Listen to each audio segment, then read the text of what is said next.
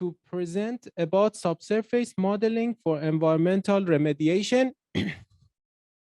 Before getting into the introduction of JP, I would like to highlight that next week we will not have a webinar or Friday seminar because of the spring break, but the week after that, we will have Christy McLean, and she will talk about strategies for sustainable development in oil and gas.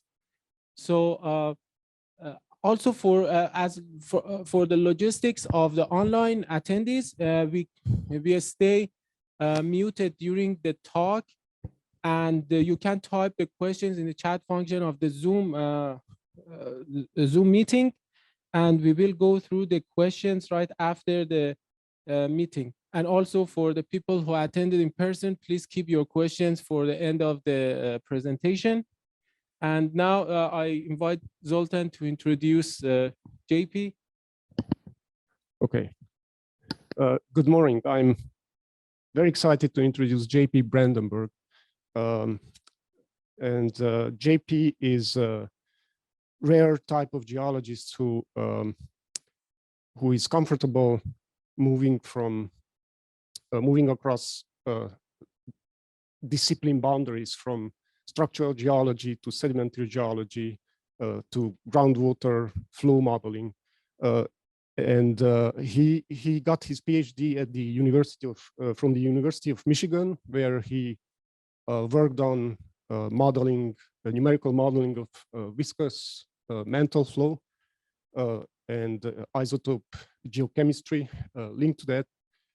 After finishing his PhD, he started working at Shell in research and development. That's where we met.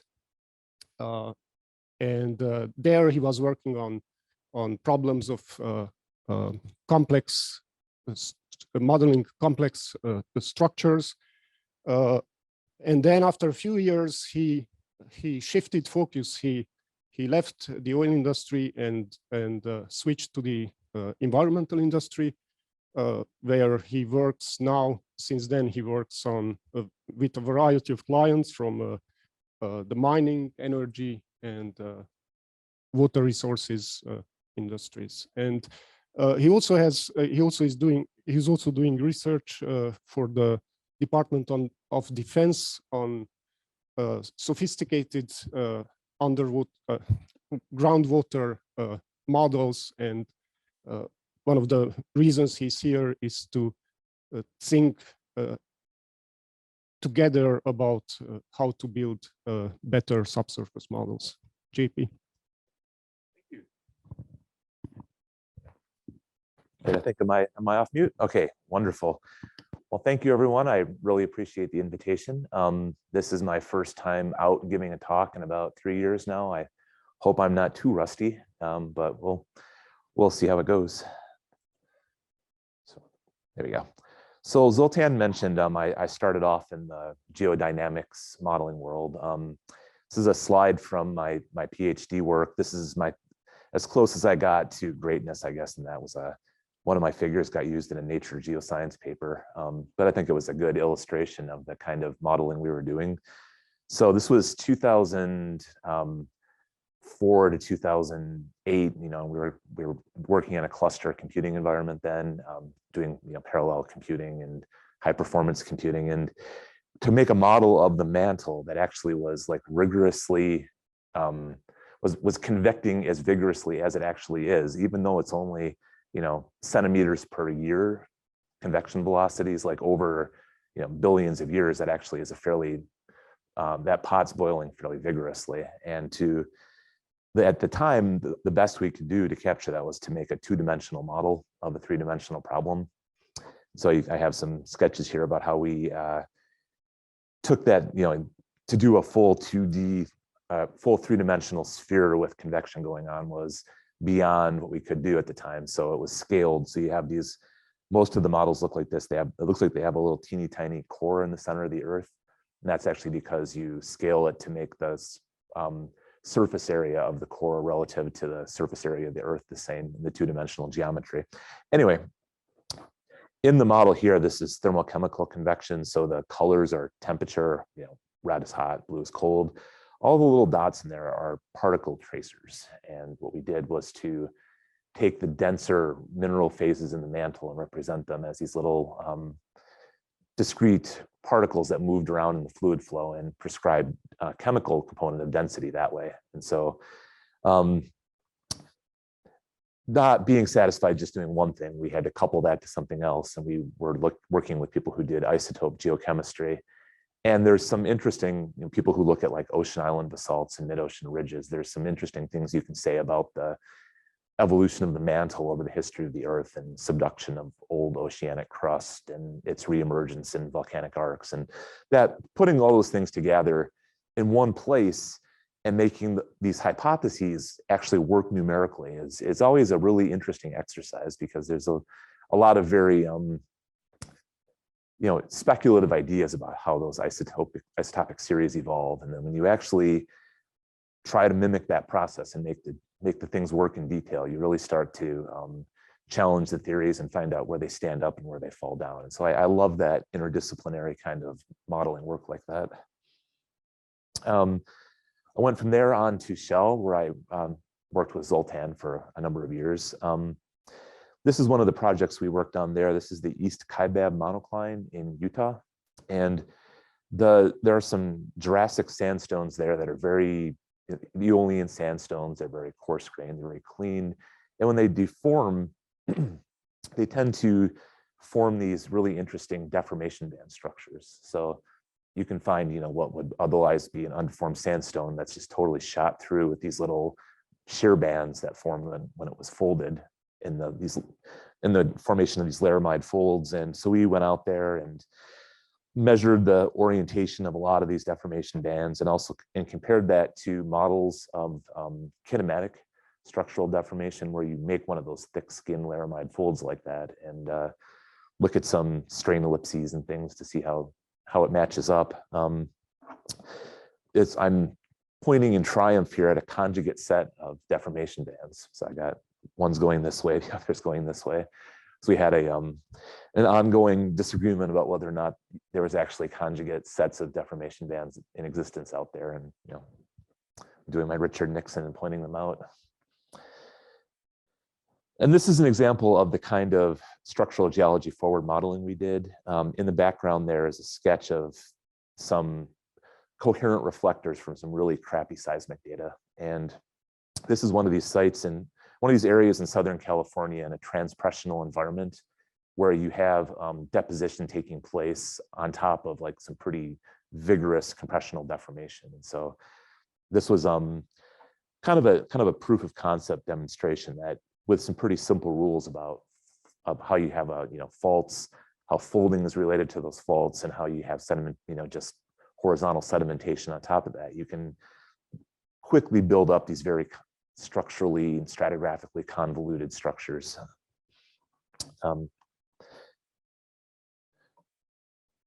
And with that, I'm going to take a little bit of a segue into another Shell project I worked on. And this is going to relate to the environmental work in a few different ways. So bear with me on that. I'm going somewhere. So this is the Crystal Geyser in southern Utah. It's down by the town of Green River. All this orange stuff here is travertine, and you can see a little riser sticking up out of that. It's the wellhead left over from an old oil exploration well that was drilled in the 1930s. And what they encountered, there's some oil seeps in this area, and what they found instead of oil was a pretty hefty natural CO2 reservoir. And that's actually become kind of a tourist attraction in the area because it's been fountaining fizzy water ever since. So there's been people who are into CO2 sequestration have been really interested in sites like this. And that was part of why we were looking at that. But there was some interesting structural geology going on there too that was really my involvement in that. So it's one of a bunch of these things in that area. So the Crystal Geyser is the only one that's kind of made a name for itself as a tourist attraction. It's right down in the Colorado River. You can go there watching. There it is erupting, right?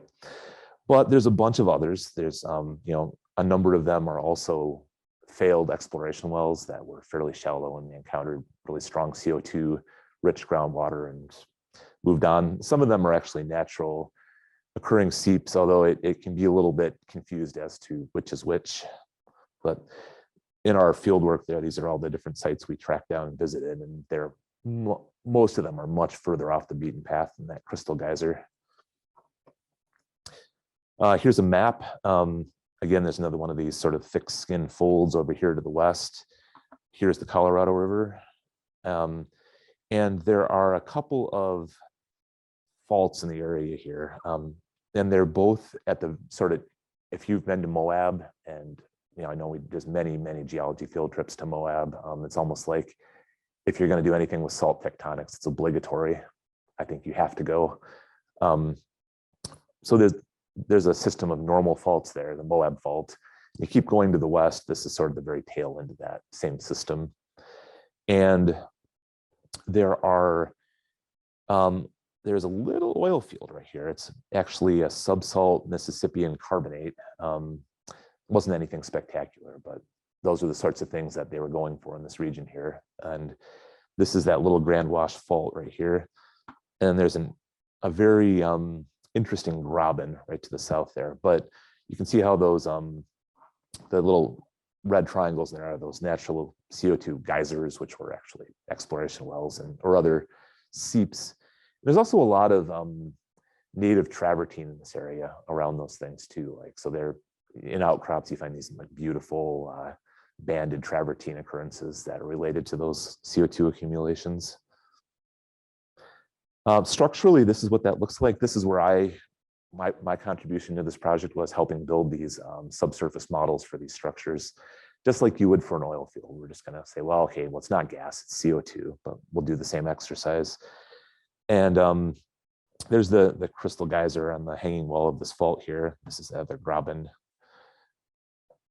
And what we ended up doing with that was an exercise that's a sort of a standard in oil exploration trap analysis, which is to look at the frac gradient, make some estimates for the frac gradient for that site, get some information on mud weights and other driller data to get at the fluid pressures in the ground there.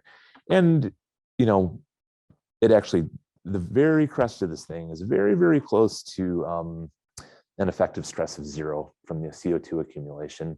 So prior to that well being there, it was sealing, but there was veins of travertine intruded, so it was pretty close to the frac gradient that CO2 column was able to build up to. But that was not really my big involvement in that.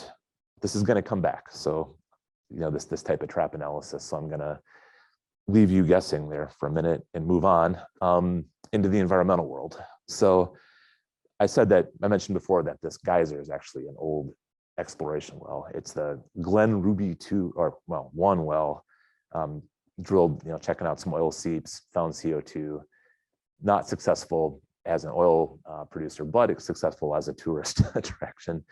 But I point out the date, 1935 to 1936. So this is my very incomplete timeline of some milestones to consider for the last 100 years or so, since it's 2020 now. We're almost 100 years anniversary for that well. So there that is in the mid 1930s. First mobile offshore drill rigs came in the late 1950s, late 1950s into the early 1960s.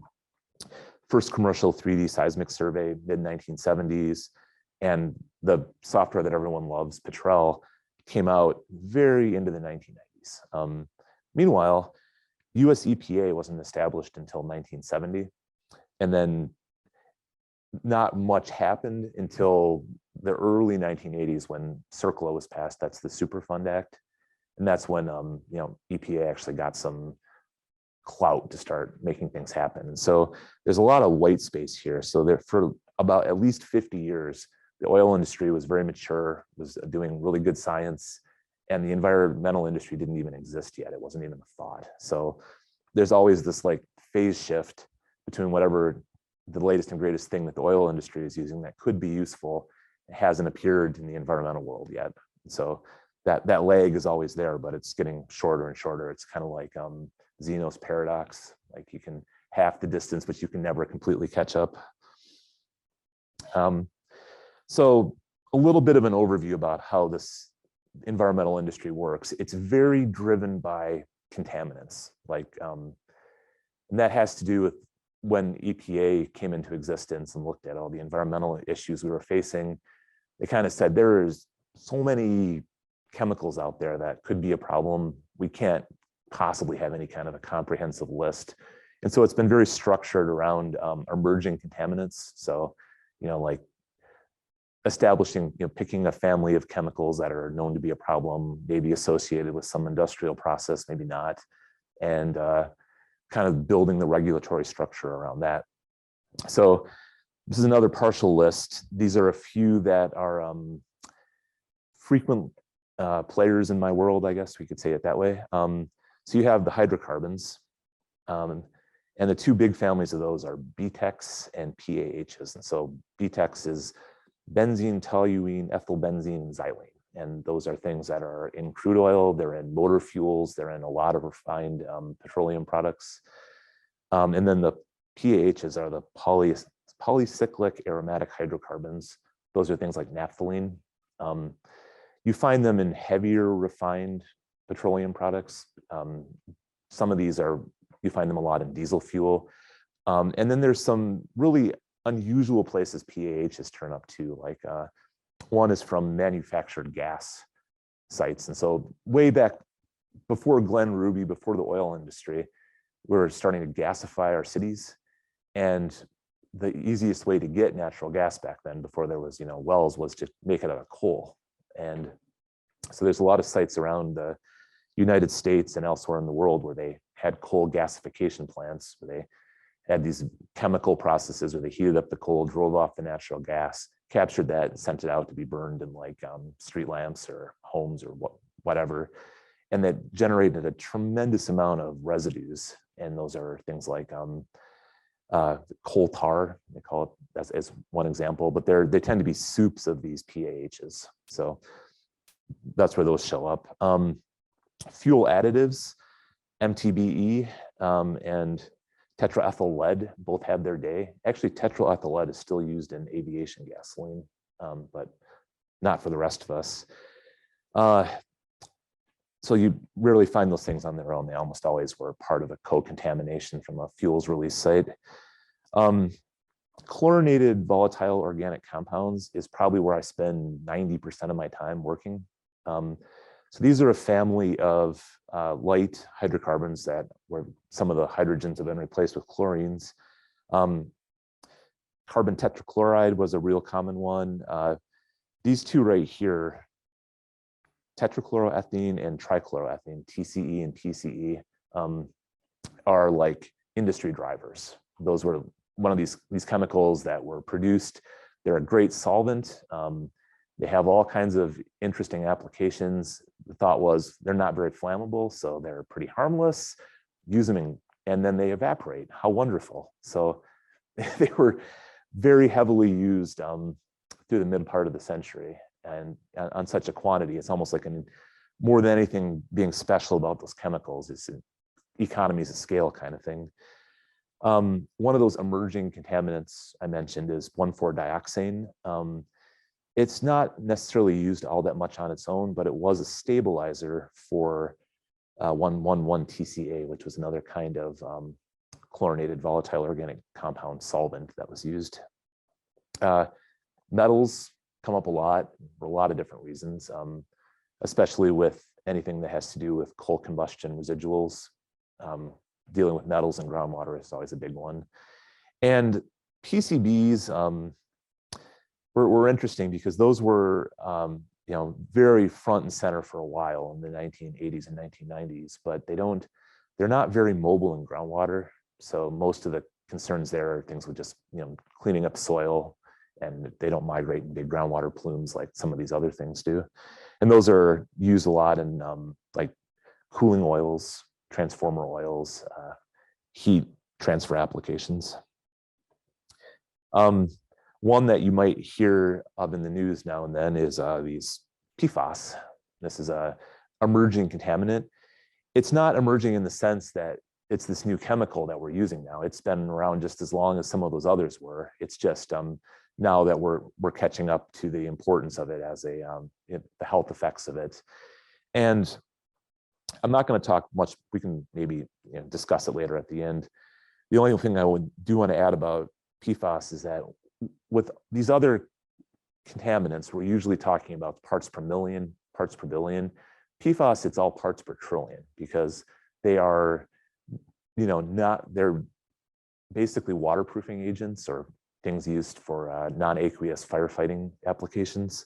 So the solubility in water is very, very low, but nothing is completely insoluble. So again, if you use a lot of it, and small quantities are important, but that makes it very difficult to sample for these things. Like if you go out to do, there's usually like specialty firms that do PFAS sampling in groundwater. You can't just go and put water in a jar. You have to make sure you didn't handle certain fabrics that day, variety of other things.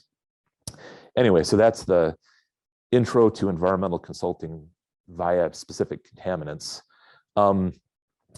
CVOCs take up a lot of my time. I'll talk about those a little bit, and why geology is actually important for these chemicals. It's interesting, what really killed these off, I showed you a partial chart before. They're very similar to Freon or chlorofluorocarbons. And the thing that really knocked those down was not their toxicity or their occurrence in groundwater, it was clean air legislation. So this plot I have here shows the US production of 3 of those, TCE and PCE, which are like 2 of the big ones. PCM, which is carbon tetrachloride. We were manufacturing them in massive quantities until the early 1970s. And it was realized that they're actually really potent smog forming chemicals.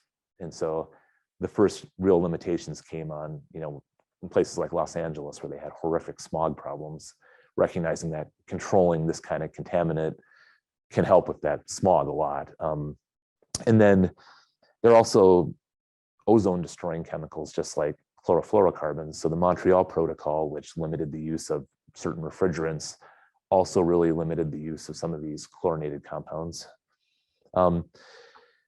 This one here, the one on the left, on the right, is sort of an interesting biogeological process that takes place too. So the 2 that I have in orange, PCE and TCE, are the actual solvents that were used. When they're in nature, certain bacteria can break them down and dechlorinate them. And they form these degradation products, including vinyl chloride, which is actually a lot more toxic than the original. And so there's not that many sites where you're dealing with neat PCE or TCE in groundwater. It's usually vinyl chloride is the thing you're dealing with, but there never was any release of vinyl chloride. It was the precursors. So this is a picture from a long time ago. When I was an undergraduate, did some internship with an environmental company, and we worked on one of those sites. This is me. I guess we didn't do health and safety back then because we don't have hard hats on. But it was for a facility in Southeast Michigan that made copper products. And this is nothing my company, Haley Aldrich, has anything to do with now. This is it's a project I remember working on from a long time ago. I was doing field work for them, putting groundwater samples in jars and sending them to the lab. I thought it'd be interesting to go back, and it's an EPA site, so you can get all the documentation online and see what's going on there. It's a real swampy area here. There's a lot of, there's an asparagus farm, but this was just like this impenetrable wetlands that we had to go get out in there with a drill rig and collect samples with. So you had a site, a company that made copper products, and they were using those chlorinated compounds to degrease the copper tubing. And usually they have that kind of an operation will have like sumps where they collect that. And the thought was, well, if we don't clean it up, it's just going to evaporate. Don't worry about it. It turns out that's not actually what happens when you release this stuff into the environment. And so you can see that in 2005, when they were first doing all the investigation there was a fairly hefty pool of the stuff that had formed underneath that factory and migrated down hydraulic gradient towards that wetlands. There was a whole like epic of cleanup, groundwater cleanup efforts there. And in 2012, most of that groundwater plume was gone, but there was still this source area underneath the building here. And that's actually really typical. I want to call your attention to the interpretation in the background there too. That is a very standard kind of subsurface interpretation for environmental geology, where it's very engineering focused. It's like, well, we drilled these boreholes here. We saw a silt. Okay, there's a silt. Connect it up. So the stratigraphy and these kinds of things is very simple. It's just very, very functional. It serves the immediate needs of whatever your site cleanup is, and that's usually as far as that gets taken, is a couple of cross sections. So what were they doing to clean up that TCE in the groundwater there? Well, this figure starts in 1996 when they recognized they had a problem. So first thing they did was to start pumping groundwater and treating it in an air stripper. So they pumped the water out. In most cases, you would treat the groundwater in a small on-site water treatment plant and then discharge it to the storm sewer or to a water body with a NIPDES permit. So it comes on, you're removing some mass of those CVOCs. Okay, great, starting to decline. Then this one kind of just followed the development of this industry and the technologies that arose. And so the next step was soil vapor extraction. So you can't, for reasons that we'll get to in a couple of slides down the road here, a lot of these chlorinated volatile organic compounds get stuck in the solid parts of the aquifer above the water table, and you can pump, basically extract the soil vapor from the unsaturated zone above the water table and pull some of those out. And then that comes on, you're removing a lot of mass, it drops off like exponentially. Okay, next thing, air sparge, which is where they actually bubble in clean air into the groundwater, let those bubbles percolate up through the groundwater and then collect them with an extraction well. Again, you turn this thing on, big spike of chlorinated compounds in the effluent, and then it just drops off exponentially. And so get to about late 2012, you made a lot of progress, but you're not done. And this is where so many of these sites are stuck right now, is in this like, gee whiz, look at this progress we made. We got rid of all these tons of these contaminants in groundwater, but we're not done and we don't see the light at the end of the tunnel. And one of the reasons for that is vapor intrusion has become a new regulatory driver. Like that wasn't a thing back in, it's always been a thing, but it wasn't a regulatory criteria back in the 1990s or 1980s. But some of these, especially these chlorinated compounds, their primary risk they pose is an inhalation hazard. And the standards for like what a safe breathing, safe concentration in indoor air is very, very low. And this is just a little reality check slide I put together for a different talk where I had the dimensions of the room. I don't here, but it's probably not all that different. So if you had a room that was 100 feet by 100 feet by 20 feet, okay, so not all that different, and you spilled 1 gram of one of those solvents like TCE or PCE and let it evaporate without any air exchange, your indoor air would be about 177 micrograms per cubic meter TCE or PCE. That's like 200 times those screening levels. So they are concerned about this stuff in minute quantities underneath buildings where it's been stuck in the soil, stuck to soil in such a way that when any air intrudes into the building from that soil, it brings some of those vapors with it. So because of that, this cleanup of these chlorinated solvent sites is going to go on for a long time. And that gets into the question of like, well, why is it so hard to get this stuff out of the ground? You spilled it or released it, however you released it, and entered the aquifer. Surely it should be simple to just, get it back out again. And that's where I'm going to kind of start taking things back into the oil world a little bit. So I'll start here with sorption. So I mentioned that those things were solvents. They'd be really useful for like cleaning up grease or used as degreasers. Interestingly enough, they're also really valuable for decaffeinating coffee. So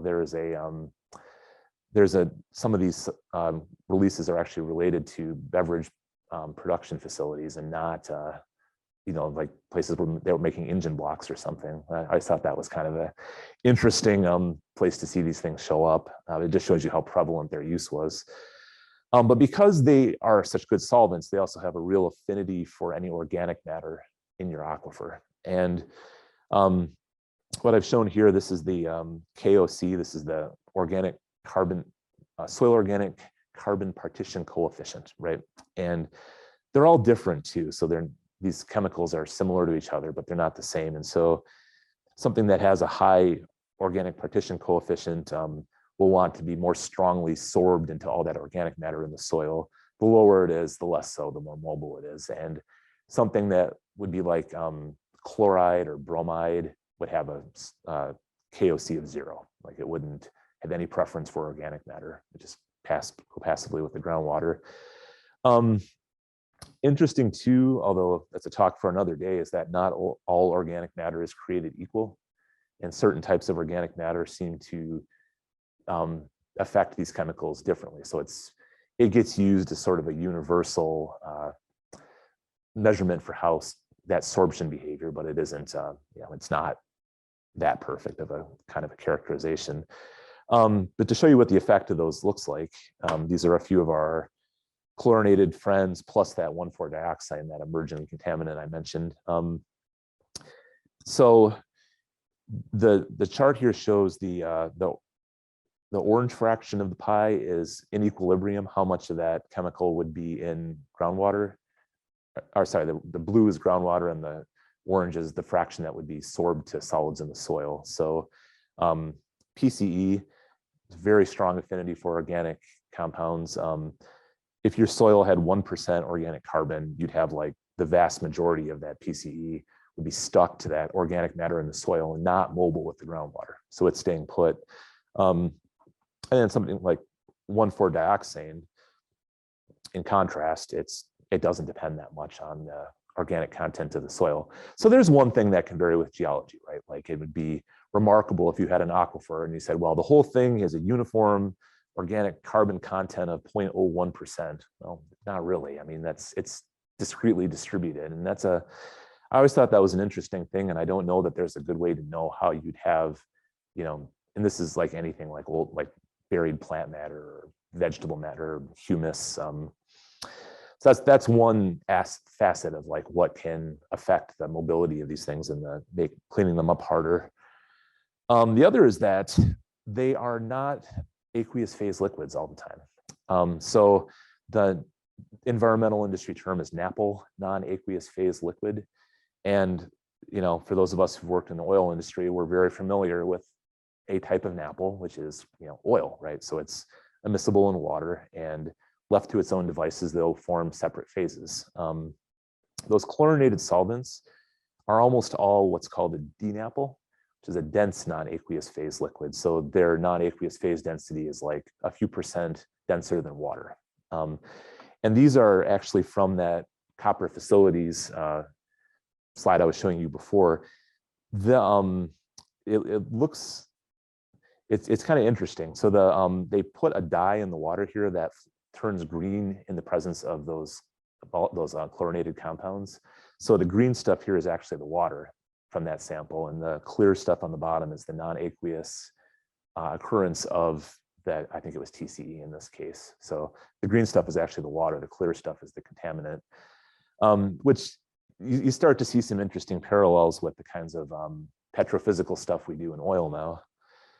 So this is a couple of diagrams I turn up in talks and textbooks and intro slides showing what kind of behavior you have. So in the subsurface, so if you spilled like some of this TCE, and there's so many little sites of this where people, were cleaning up some industrial equipment, had a bunch of that stuff left over, and they're like, well, it does a good job killing the weeds, so we'll just, use it to get rid of the weeds along the fence here. And what doesn't do that will evaporate.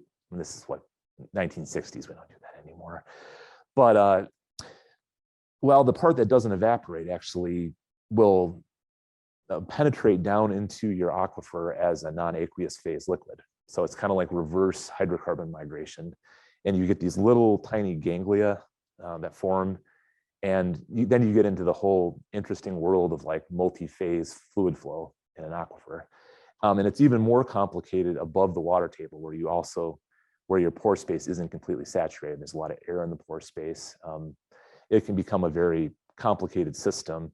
And these zones where you form that NAPL are very, very recalcitrant. It can be very difficult to clean them up, and you have to go to some extreme measures sometimes to knock them out. Now, these are very colorful. If you actually go and drill a well and you encounter NAPL, it's very unlikely you're going to see something like that slide I showed in the other figure with those little vials that have NAPL in them. It's usually, you start to see the concentrations of those things in such a high quantity in the water, you're like, okay, chemically, it must be its own phase now. And if you were to look at it with a microscope, you might be able to see those ganglia, but it's not like pools of oil forming. But that's kind of how we conceptualize it anyway. So going back to oil and gas exploration, one type of trap you can have, of course, is a capillary trap, where you start to accumulate your oil or your gas, and the thing that's keeping it from migrating up any further in section is that you encounter a capillary barrier, which might not be the most impermeable thing ever, but because it's two-phase flow or three-phase flow sometimes, that oil would have to push the water out of the pore space before it can invade. And so you can form a capillary barrier. And this is this Watts figure. It's another sort of intro textbook kind of figure that gets tossed around a lot. The exercise you can do to assess a trap like that is to look at the gradients. So you have your depth pressure plot, sort of ubiquitous oil exploration figure. We have your oil, water, or gas water contact. This is the oil leg here. And this distance right here between the water gradient and that buoyancy of your oil column, if it's a capillary trap, that won't get any higher than the capillary entry pressure of that capillary barrier. So that's the limiting factor in that case. But here's a slide from Tamsin Macbeth. She works at CDM Smith, and she's a NAPL expert. I asked her if I could borrow this. She said, sure, because I saw this and I said, well, this was talking about, these formation of these recalcitrant zones of DNAPLs, and what keeps them from just migrating away and being easy to clean up. And she had diagrammed this out as pools of DNAPL and almost like the opposite of an oil column, like a negative oil column pointing up, right? And so it's like taking that Watts diagram and flipping it upside down. So petrophysically, that's the same exercise. There's a couple others mentioned in here. That coal tar, that's one I talked about before. It's a manufactured gas plant residual. Chlorinated solvents. Creosote is another one. That's very, very viscous though. So discipline overlap, right?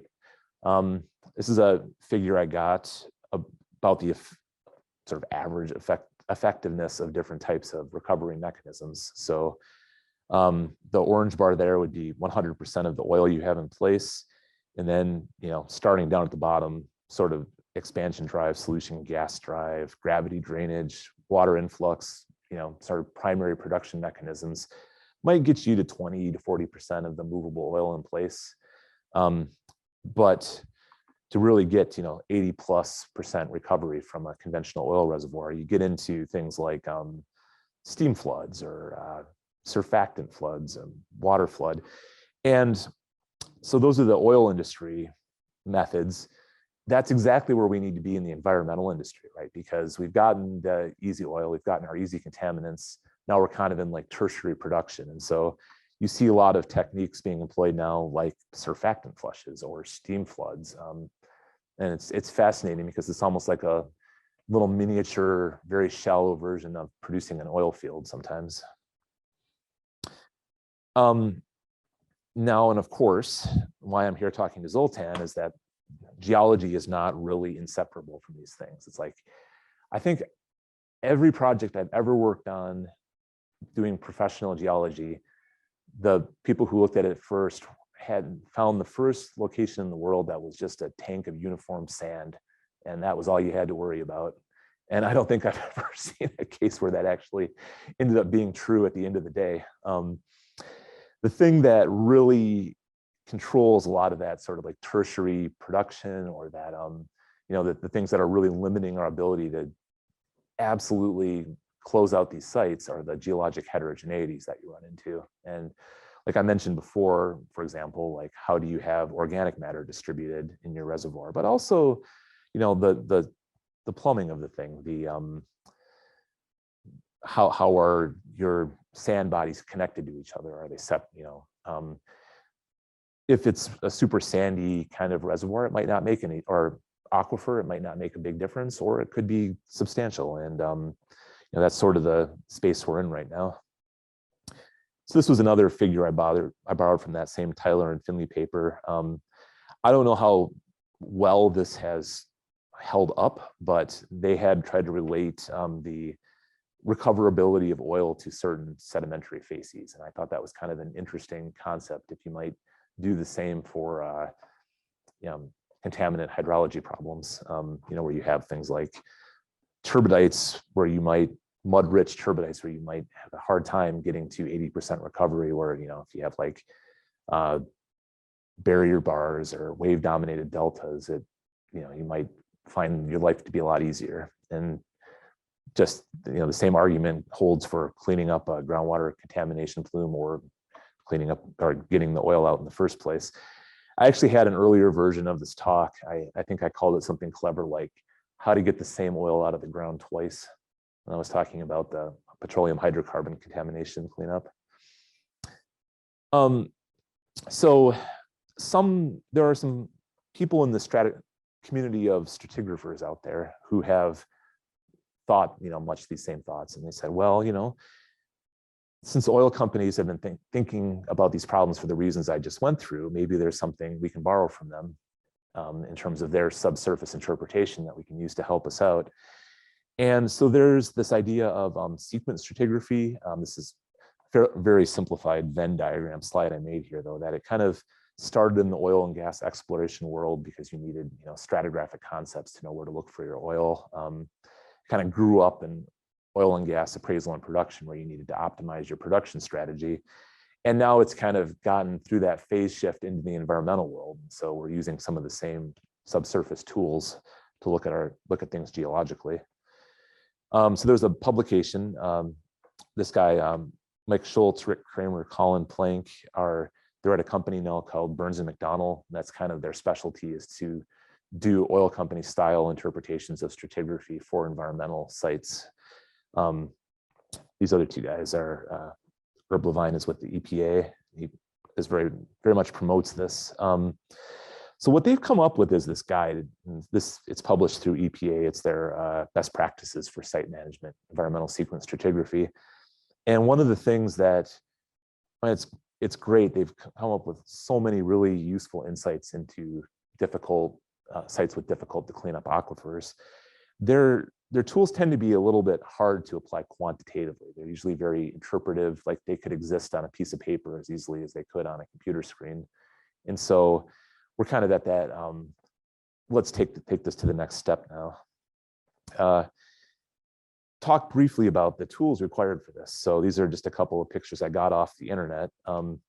So for a long time, the sort of standard tool for environmental work was hollow stem auger with split spoon sampling. And it's basically what you see here. You know, you're not in consolidated bedrock, you're drilling into unconsolidated sediments. You just auger like an 8-inch auger in, and then hammer this tube down the middle of it and pull that back out to collect a sample that pops open, and that's the split spoon. It's effective and fast, and you can guess about the resolution of the results you're going to get out of this. Everything's very smeared out. You don't always recover a sample. And so a lot of that work that was done in the 80s and 90s and early 2000s with this, it's you're dealing with a very coarse interpretation of the geology you've just encountered in your borehole.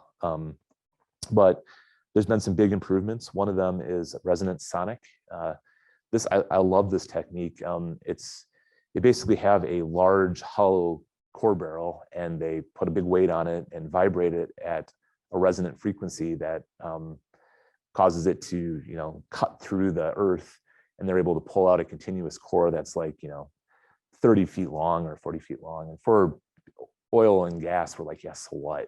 That's like big deal, a core. But to do that with unconsolidated sediments like that, sort of like 100, 200 foot deep holes, that was a big game changer. But you still have to have someone log the thing if you do that. And so the other thing that's kind of making its way is wireline logging for these applications.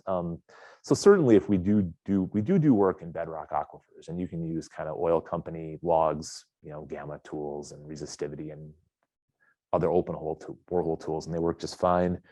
For soil, you need something else though. And this direct push technology has really grown up in sort of the last 20 years. And with direct push, they take a solid rod or a hollow rod with some kind of a point on the end of it and just basically hammer it down into the ground with a large drill rig mounted hammer. And the one that gets the most use, and I'm always really intrigued with, is called CPT. It's a Cone Penetrometer test. It actually came from geotechnical work with people looking to directly measure the consolidated properties of sediments to design foundations that aren't going to fall over in an earthquake or something. But they've been able to build onto that and add a few other tools, like I guess making them durable enough to fit into the tip of a geoprobe like that. One is this laser-induced fluorescence one.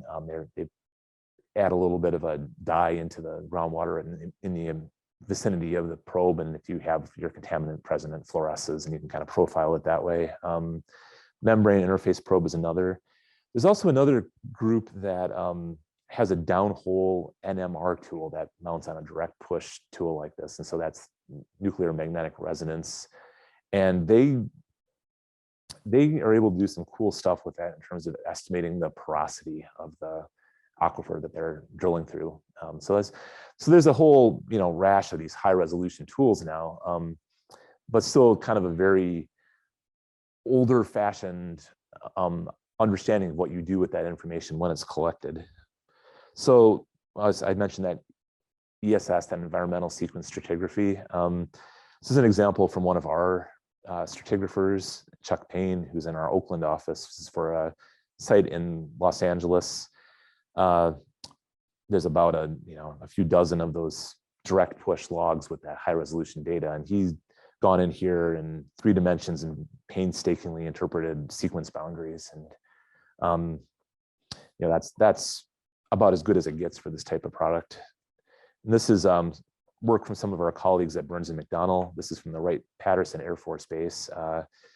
So they have, again, this is where I think it gets interesting, because it's almost like a component of psychology mixed into your interpretation. So you've got like these brand new direct push logs, very quantitative. You can't, they are what they are, and you have to make that fit with some poor geologist who is standing out there in 1995 with one of those split spoon samples trying to, log that mess and make sure you don't lose any important information. But this is very typical of the type of product that's being produced by people doing environmental sequence stratigraphy. Is they'll go and they'll talk to they'll do a library search, talk to the local geologist, talk to drillers who worked in this area, come up with a concept. In this case, Wright-Patterson Air Force Base is a glacial aquifer, glacial unconsolidated aquifer sitting on some bedrock valleys that were glacially scoured. And so once they have the concept, they'll go in and they'll put together usually a dozen or so really detailed cross sections. But again, it's very much almost like a paper product. And this is an example of a couple of their cross sections. And so they've broken this. Glacial is hard too, because it can be beautifully systematic, and in the same breath, it can be completely chaotic, tills and up things that don't have a lot of predictability. So I was really impressed with the work that he did here. This is another one of his sites in New Jersey, the Joint Base McGuire-Dix Lakehurst. This one, it's more predictable. because you're in a, you know, near shore marine setting, and there's just a prograding wedge of sediment there. But just to, I only, you know, instead of getting into any of the details here, I just wanted to show you this is the kind of thing that's at the forefront of this stratigraphy and in the environmental world right now. So we have a project with Department of Defense. It's through the ESTCP program. They funded us to say, great, we have all these, you know, especially mostly Air Force bases where we've done these stratigraphic studies. We've got these beautiful cross sections now, you know, they're all the detail you could want. What's the next step with this? And that's going to be to take that into our modeling world, numerical modeling world. And where that usually happens is with groundwater flow modeling. The tool that's most used for that is ModFlow from the USGS. And traditional ModFlow has a very, very simple kind of grid. And there's some new flavors of it out now that use unstructured grids and things. And so I'll talk about that a little bit, but just to point out, what they've contracted us to do with this research project is to, the core of this is we're going to put together some guidance to say, well, okay, once you have this stratigraphic look at your site, how do you really figure out what the important parts of this are going to be for your groundwater flow modeling, and how do you build that into a flow model, which is not really something that's in the toolkit of your sort of 50th percentile environmental groundwater modeler. Then we have to do a demonstration at 3 DoD sites for this. But ModFlow, as useful and sophisticated as of a tool as it is really still using a very old-fashioned kind of numerical grid. Just a few examples here. This on the lower left would be about as good as it gets for most ModFlow grids. It's a 3-dimensional Lego brick style grid. You can basically, your options are you can stretch or squash your grid blocks, or you can void them out and remove them from the grid. And so you end up with these kind of like looking down on top of it, this sort of like cruciform pattern of grid refinement where you have to, you know, if you want to just refine your grid in this area, you have to squeeze it in a couple of zones. It's clumsy. There's some newer tools out now. They're unstructured grids. There's a couple examples here I'll show you. This is they call this a quad tree type grid on the left here. This is the Voronoi type grid on the right. And so these are much more flexible in terms of you start with the geometry and then build the grid out from there. It's more similar to like finite element modeling. And supposedly these unstructured grids are supposed to be really good for having lots of discontinuous strata, which is not something that old-fashioned ModFlow grids were very good with. This is an example of what I'm kind of envisioning our work product might be at the end here. Like this was a example that you probably never actually find in the subsurface. If you had a buried channel, like what does it take to build that into an actual functional unstructured ModFlow grid? I'm still a big fan of structural contouring. You know, so this is like 1970s oil and gas exploration, but there's graphical things you can do if you have a good understanding of the subsurface, and that actually can be more powerful, I think, than some of the fancy tools that you have. And this was just a example of what I'm talking about here. This was a site I had. It's a valley that was filled in with mine tailings, and we wanted to do some ModFlow modeling of the tailings. And I put this together just using the contour map for the pre-filled valley and then the top of the mine tailings in there. And this is a conventional ModFlow grid, you know, pushed about as far as you can possibly take it, but it's possible. And I know there's that, they still teach, I think it's Subsurface Consultants teaches that Tirpak and Bishki subsurface mapping course. And I think that would just be a tremendous opportunity for anyone who's going to be doing modeling, because you learn so much about how you manipulate surfaces in 3 dimensions. And you might not need anything more complicated than like some good drafting tools. But we do, you know, of course, that is still the past. I still like Fortran quite a lot also. One of the software vendors we work with is a company called Sequent, and they're making a tool called Leapfrog. And this is really, it does a lot of, it's kind of like Petrel for the mining industry. So it's less geostatistics, more focused on defining 3-dimensional geobodies. And they've got some tools to turn these things directly into mod flow grids, which is good for some reason, bad for others. But we've done it a few times. It seems to work pretty well. And the other Department of Defense actually funded this program initially called GMS. It's a Groundwater Modeling Studio, I think is what it stands for. But it's a integrated environment to build out borehole interpretations into grids for 3D flow models and mod flow. And it can use those unstructured grids. It's really good for building models. It's not very good for interpretation. And so you almost have to have this other step of someone using a program like Leapfrog to build out the model, and then you have to figure out how to like rebuild it. So we're actually, as part of this project, we're talking to some of these software vendors and using this as an opportunity for them to try out their new ways to collaborate with each other. I think I'm just about at time here. Now, typically the assignment of properties in these models is fairly simple. Like you'd say, well, my aquifer has a hydraulic conductivity of X, done. Or you might break it into like zones and say, well, here it's a bit more conductive than there. But there are other ways to go about doing this. Some people really like the geostatistical approach for assigning reservoir properties. It's not always, it really is no better than the data you have to start with. And I think there's great potential to come up with some absolutely heinous models if you don't have good data to condition your geostatistics to. And of course, one of the reasons I'm here is to talk to Zoltan, because he has some very interesting ideas about process-based modeling for building up elements of these kinds of models. Sure. So you're right at 10 a.m. So is it possible that we summarize? Yes, it is. No, that's fine. Yeah, so I had a couple other quick things about some other people we're working with as part of this project, but we can kind of skip ahead to the end. So my concluding thought here was we do all these things and we have all of these great geology tools and understanding of how stratigraphy forms.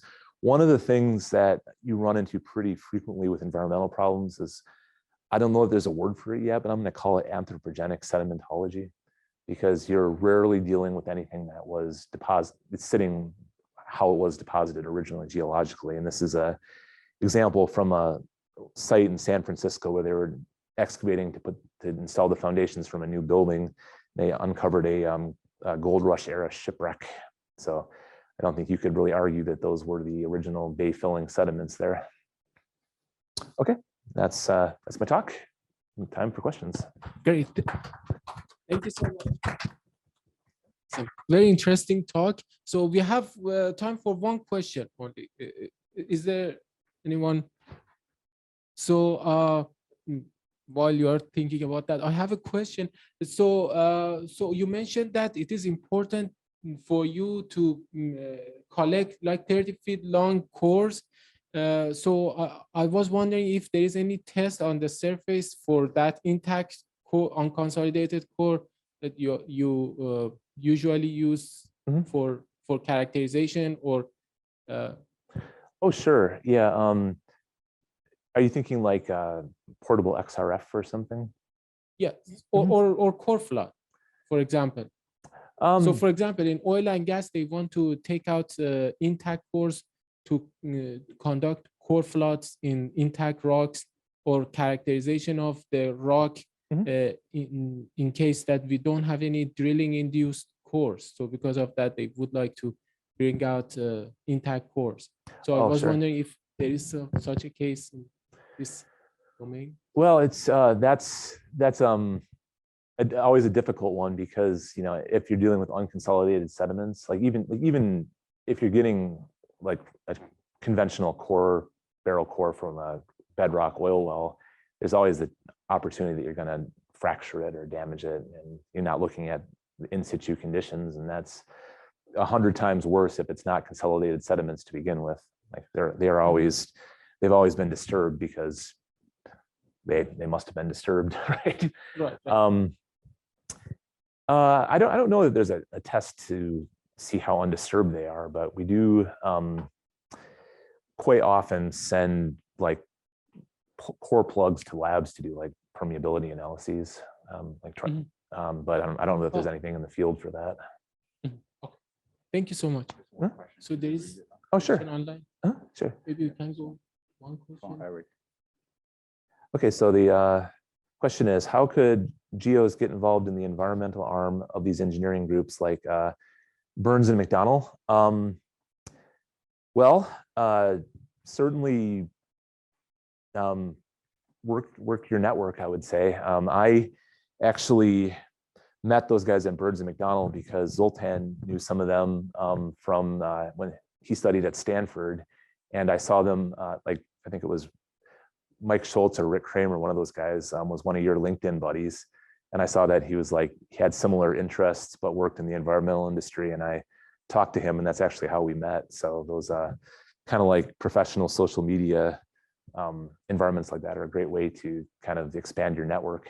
And people reach out to me sometimes to talk, and I'm always happy to pick up the phone and let them know. And I'd say, do the same thing with those guys. Look for them on their social media presence and reach out to them and see what they have to say. Great. Thank you so much for the presentation. Yeah, sure. So we are up for the time, and